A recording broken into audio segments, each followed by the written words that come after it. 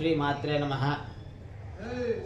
మన గంటావూరు బీసీ కాలనీలో వెలిసినటువంటి శ్రీ శ్రీ శ్రీ తిరుపతి గంగమ్మ దేవస్థానంలో చొల్లంగి అమావాస్య, మౌని అమావాస్య అని కూడా అంటారు.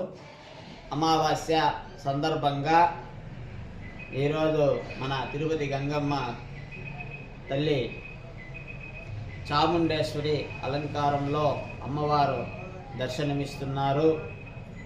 ఈరోజు అమావాస్య సందర్భంగా శ్రీ తిరుపతి గంగమ్మ దేవికి, మారమ్మ దేవికి విశేషమైనటువంటి ఫల పంచామృత అభిషేకము, సుగంధ ద్రవ్య అభిషేకము జరిగినాయి.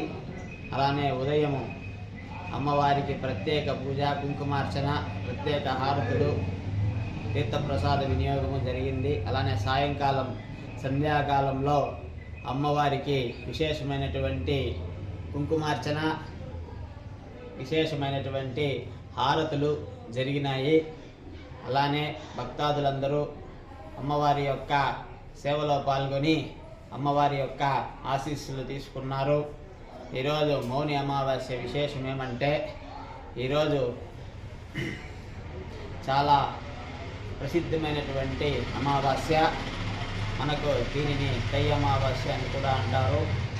ఈరోజు విశేషముగా పితృదేవత ఆరాధన, శాఖాదానము, కూష్మాండదానము, దీపదానము, కుంభదానము అలాంటివి పితృదేవతల స్మరణతో చేస్తే చాలా బాగుంటుంది.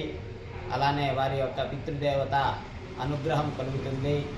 అలానే ఏదైనా మనిషి యొక్క మానసిక రుగ్మతలు, వారి యొక్క సర్వవిధ దోషాలు తొలగాలంటే ఈరోజు అమావాస్య చాలా విశేషమైనటువంటి ఫలితాన్ని ఇస్తుంది.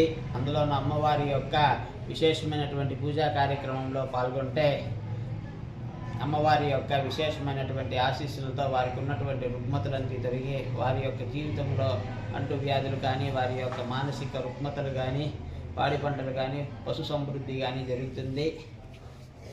ఇలాంటి రోజు అమ్మవారిని దర్శనం చేసుకుంటే అమ్మవారి యొక్క కృపకు పాత్రలైతే చాలా బాగుంటుంది.